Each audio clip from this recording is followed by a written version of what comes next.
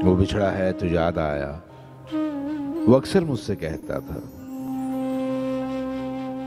वो बिछड़ा है तो याद आया, वो अक्सर मुझसे कहता था। मोहब्बत वो नहीं है जो ये नस्लें नो समझती है। ये पहरू फोन पर बातें या आए दिन मुलाकातें, अगर ये सब मोहब्बत है तो तुफ ऐसी मोहब्बत पर। तो मोहब्बत है, विसालो वसल की ख्वाहिश से बालातर। कहा करता मोहब्बत कुर्ब की ख्वाहिश पे आए तो समझ लेना, हवस ने सर उठाया है। हवस क्या है?